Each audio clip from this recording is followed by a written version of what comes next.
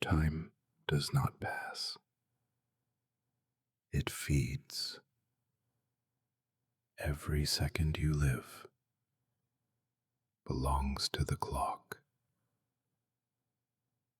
And once you look into its eye, it never lets you go. People always say collections reveal the soul of a man. Mine is scattered across cabinets and shelves, each piece ticking in its own rhythm, a symphony of little deaths marking the hours. I collect clocks, not in the casual sense. No, this obsession dug its teeth into me years ago, and I've fed it ever since. Mantel clocks, carriage clocks, long cases taller than me, delicate French gilt pieces that look like they could crumble if you so much as exhale near them. Some people find their comfort in paintings or books, others in stamps or coins. For me, it has always been the sound, the quiet, tireless heartbeat of time. I can't remember exactly when it began. Maybe when my father gave me his father's pocket watch on my 12th birthday. It had a crack in the enamel dial and a faint smoky smell from the cigarettes he used to keep in the same drawer. I used to hold it to my ear in bed, listening to its faint, deliberate pulse until I fell asleep. Over the years, I began chasing more. I traveled through estate sales, flea markets, obscure European auctions where men in dark suits whispered numbers behind their hands. My apartment grew into a strange museum, wood and brass gleaming under lamplight, ivory faces staring blankly at me from every angle. I didn't stop at clocks. No, time bleeds into everything, and I followed it into neighboring curiosities.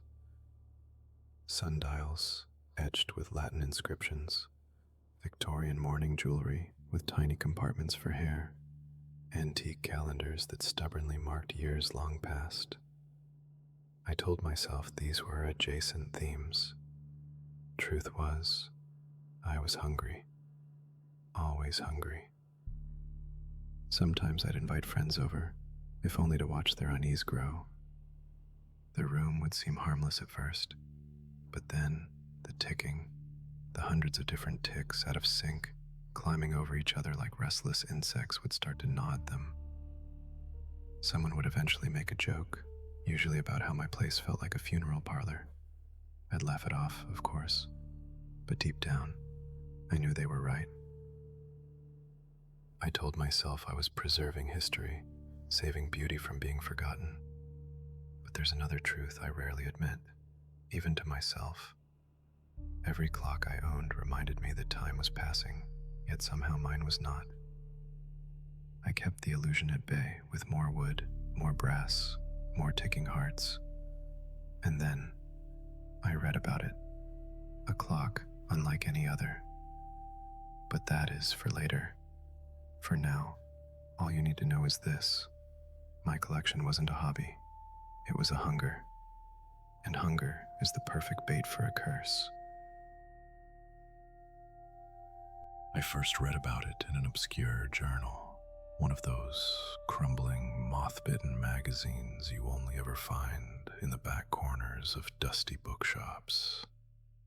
The article wasn't long, just a paragraph really, but it was enough.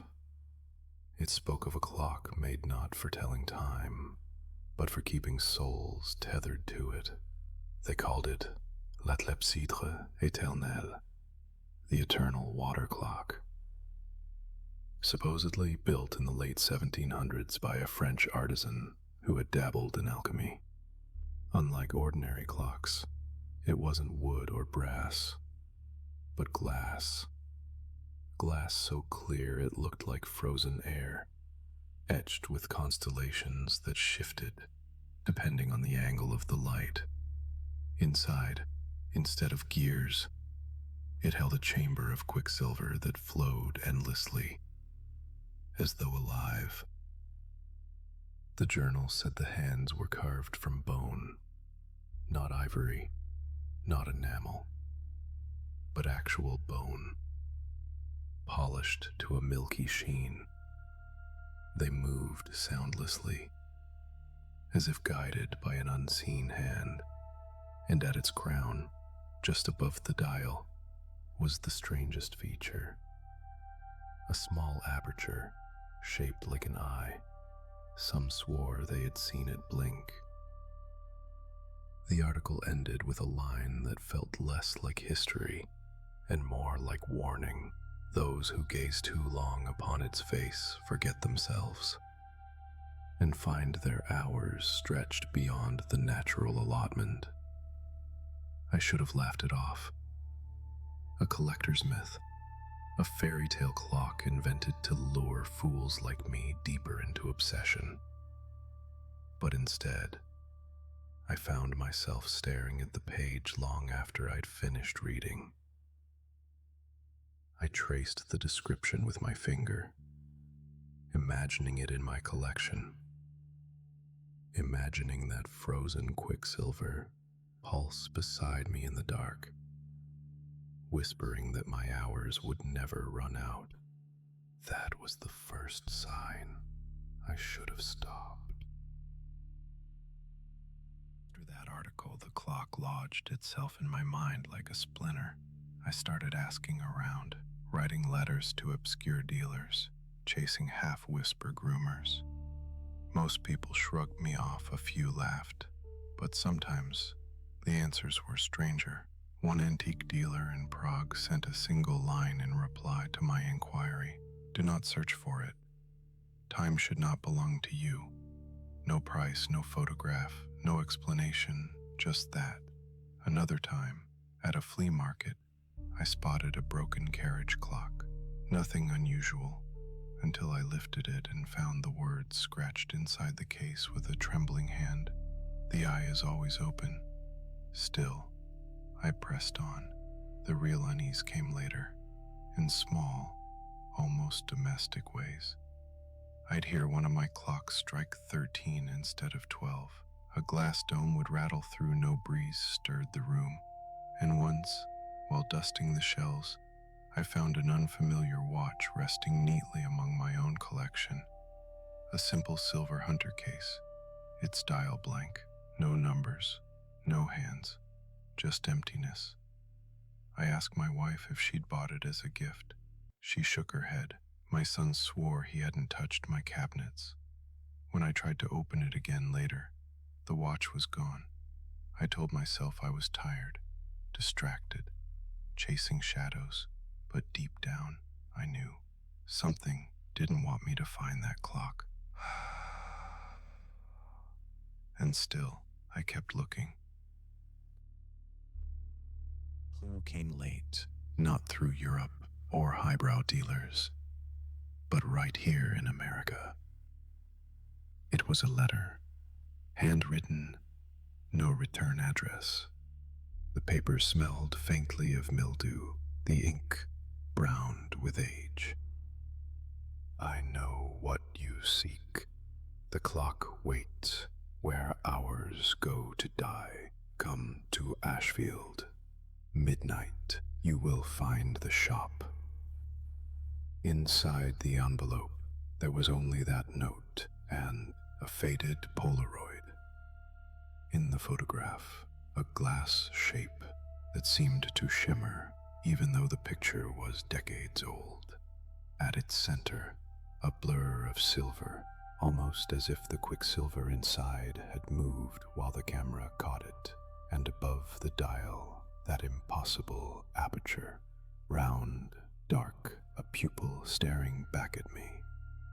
Ashfield was a town I'd barely heard of, a dying place in upstate New York, the kind where boarded windows outnumber lit ones, where the air smells of damp leaves and rust.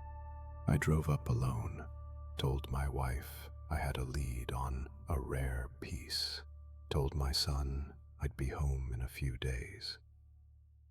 The town itself felt like it was holding its breath.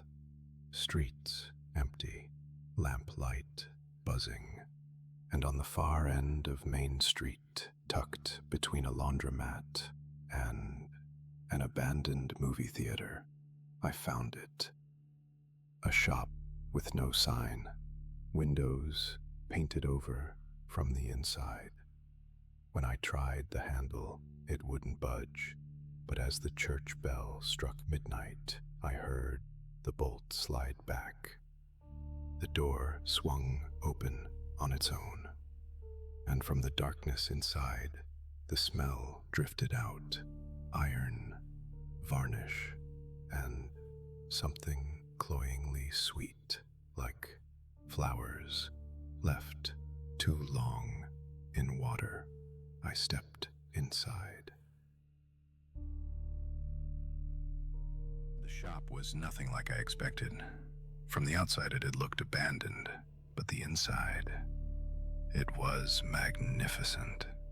Every surface gleamed with objects so old they seemed to hum with memory. Crystal chandeliers hung low, their light fractured into 1,000 delicate shards. Cabinets lined the walls, packed with curiosities that felt stolen from fairy tales. Silver combs that caught the light like strands of hair. Glass spheres filled with storms that raged silently within. Masks of painted porcelain whose eyes followed me no matter where I moved. And yes, clocks. Not ordinary clocks, but ornate marvels. Cuckoo clocks whose carved birds seemed ready to take wing. A great brass floor clock shaped like a tree, its pendulum swinging like a heart in its hollow trunk. A tiny carriage clock made entirely of mother of pearl, glowing softly as though alive. It should have felt like heaven for a collector, but instead, it felt like walking through a dream I wasn't meant to enter. "Ah," a voice rasped, low and deliberate. "You've come." From behind the counter rose the shopkeeper. He was tall, painfully thin, his limbs a little too long, as though someone had stretched him out before dressing him in an antique velvet coat. His hair was white, but not from age. It glistened like spun glass under the chandelier. His skin had a faint translucence, bluish veins webbing beneath, and his eyes, God, his eyes. One was bright gray, quick and alive. The other was clouded like a marble dropped in milk, yet it seemed to fix on me all the same. He smiled with a mouth too wide for his face. "You've been searching." I swallowed, trying to steady my voice. "Yes, for the clock." His smile deepened, not warm, not kind, just knowing. "Of course you are." He gestured to the shop around us, and I realized every tick, every hum, every whispering object seemed to hush, waiting for me. The shopkeeper rested his long fingers on the counter, the nails pale and slightly too sharp. His voice, when he spoke, was smooth, almost hypnotic. "It was made in France, you know," he began, "by a man who was both artisan and dreamer, a clockmaker of great renown, though history barely remembers his name.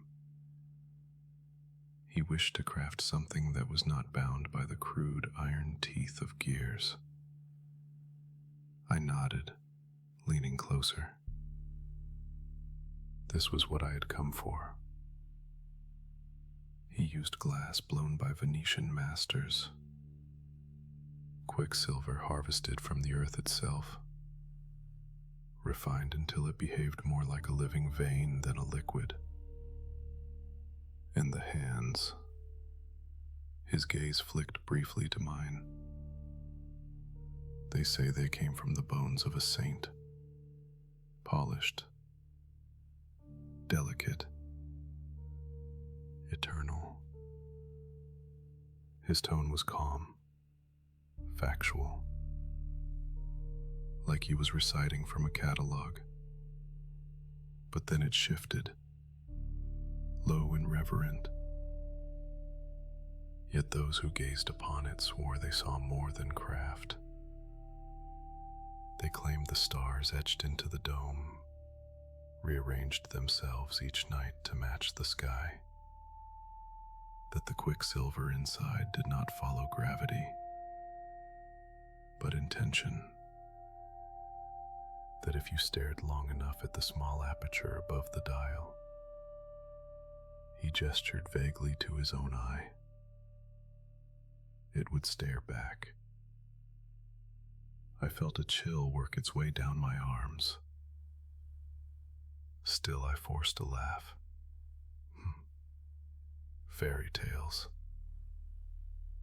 The shopkeeper tilted his head, that cloudy eye glinting strangely in the chandelier light.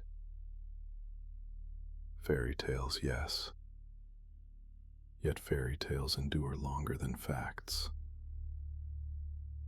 Have you noticed?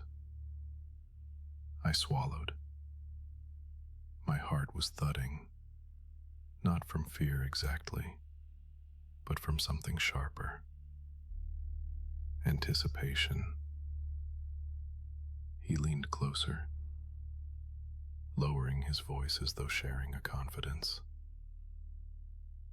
It has passed through few hands, always finding its way back here. And now it seems it has waited for you. The words lodged in me like hooks. Waited for me. But in the silence that followed, I wondered, was this fate or a trap? The shopkeeper did not ask if I wished to see it. He simply turned, his coat brushing the shelves like a shadow, and beckoned me deeper into the shop. We passed cabinets crowded with glass domes, shelves of strange hourglasses, where sand flowed upward instead of down, and clocks whose pendulums swung too slowly, as though time itself lagged in their presence.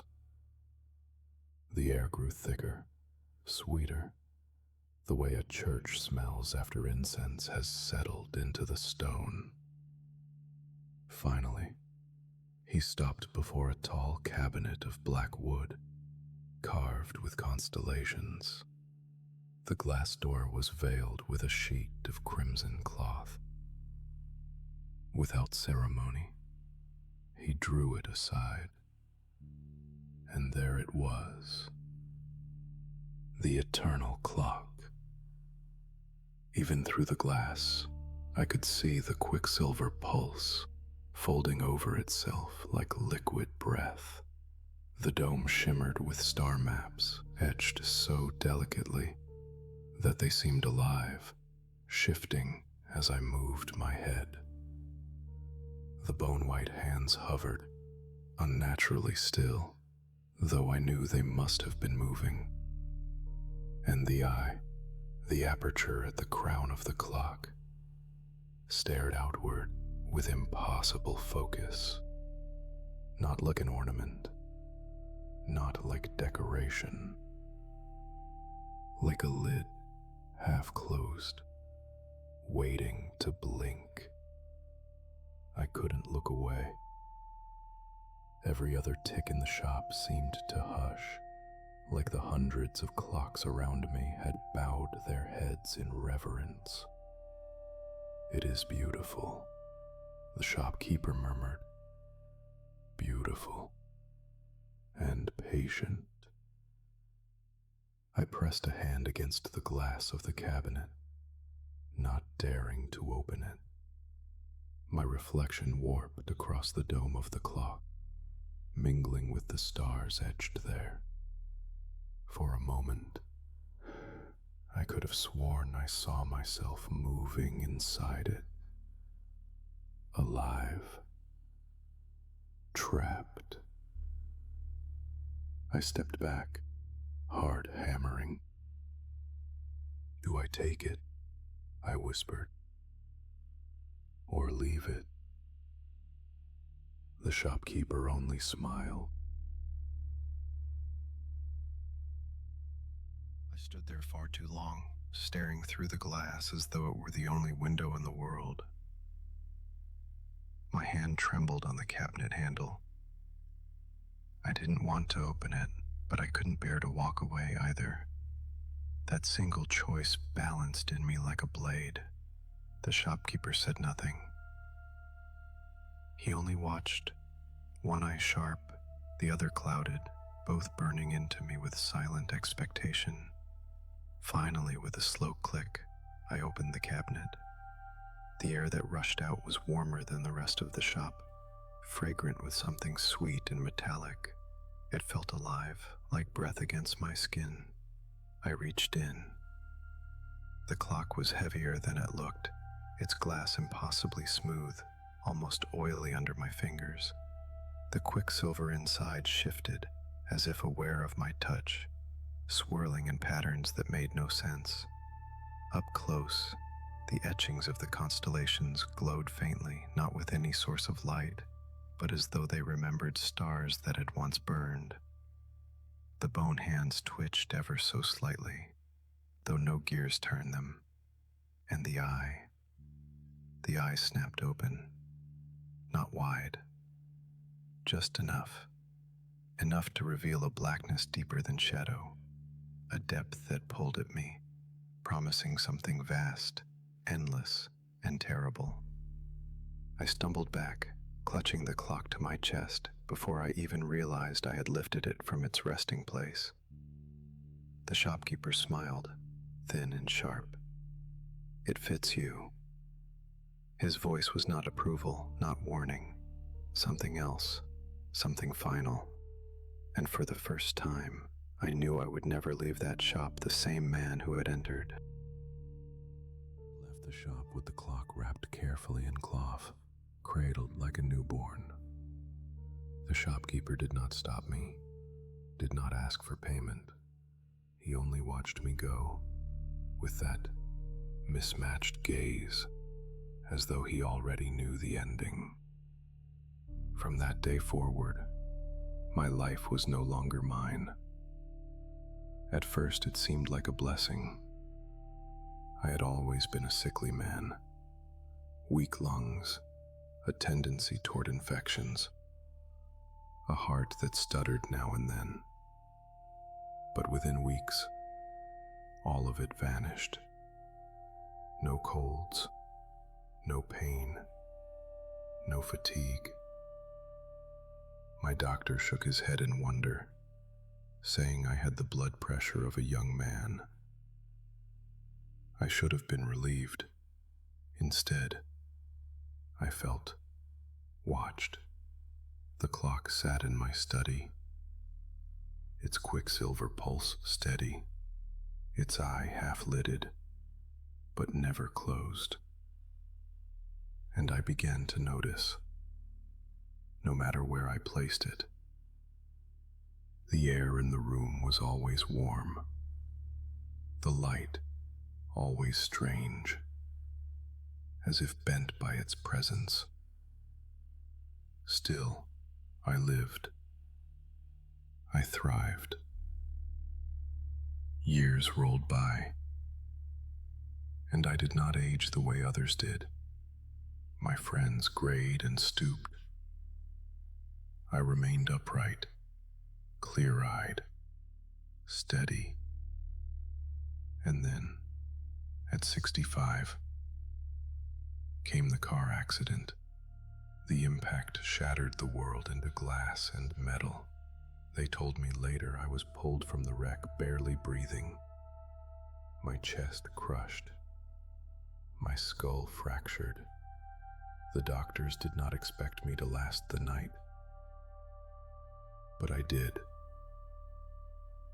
I fell into a coma, and in that endless dark, I saw only one thing. The clock. It hovered before me, luminous, its bone hands spinning wildly, faster and faster, carving through hours that no longer existed. The quicksilver boiled, pressing against the dome as though it might burst. And above it all, the eye stared straight into me, unyielding, unblinking. I don't know how long I was there. Days, months, an eternity. But then, without warning, I opened my eyes in the hospital bed. The doctors called it a miracle.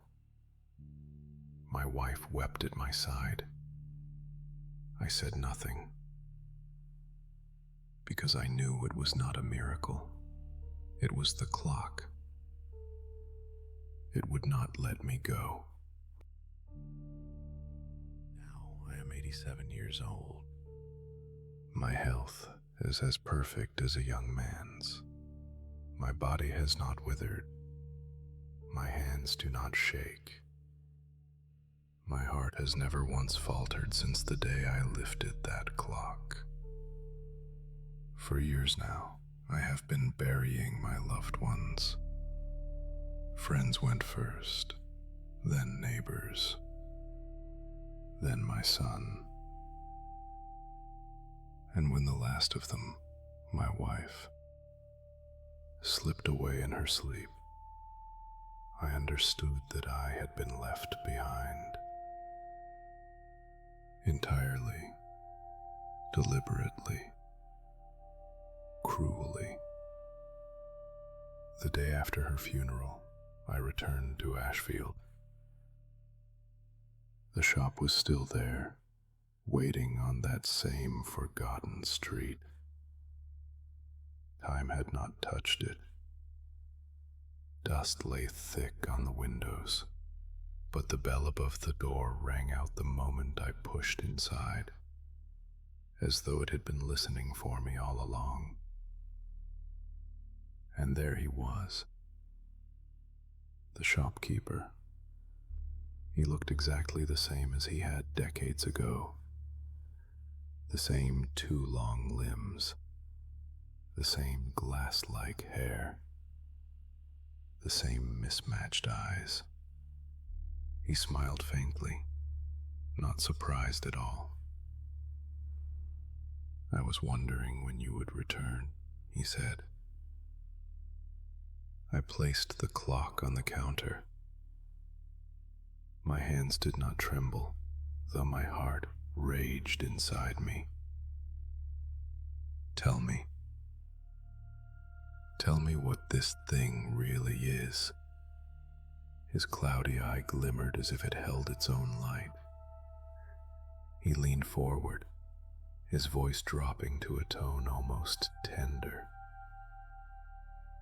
"The clock does not measure time as you know it. It drinks it. Every second you live, it swallows, storing it within. In return, it gives you what you crave most: freedom from decay, freedom from the laws that bind other men." I stared at the gleaming dome, the bone hands still circling with their patient silence. "Immortality," I whispered. He nodded. "A gift. That is how it feels at first. You survive what should end you. Your breath never falters. Your blood never sours. But the price, of course, is hidden." His voice hardened, and suddenly every clock in the shop struck at once. An impossible chorus of bells, chimes, and clicks that rattled through my skull. "You do not live forever, sir. You only persist. You march forward as the world peels away from you, as the hands of the clock devour every hour. that was meant to bring you joy. You will outlast every face, every bond, every love. The clock will keep you because it hungers. I wanted to shout at him, to demand why he hadn't warned me, why he'd let me carry this thing into my home like a plague. But my voice faltered, because even then, a part of me clung to it. A part of me feared losing it more than keeping it. The shopkeeper's smile stretched thin, not cruel, but sorrowful, like someone forced to play the same role again and again. You think you hold it, he said softly, but no. It holds you. Every second of your life is wound into its veins of quicksilver. You are not free of time. You are chained to it. And when all others around you fade, you will still stand, because the clock has claimed you as its keeper. I shook my head. Then take it back. End it. His eyes, both sharp and clouded, fixed me in place. He whispered, "You may return the clock, but you will not die. Never. You will never be happy." The words lodged inside me, heavy as lead. My mouth went dry, my heart pounding against ribs that would never fail. I saw the truth of it then. Death would not come, not by sickness, not by accident, not by any mercy. Only an endless march through empty years, carrying the weight of hours I no longer wanted. I lifted the clock once more, its surface warm against my palms, alive, breathing, the eye at its crown half opened, gazing at me with patient hunger. And I understood. I would carry it with me, always. Today I am 87 years old, and I buried my wife and my son.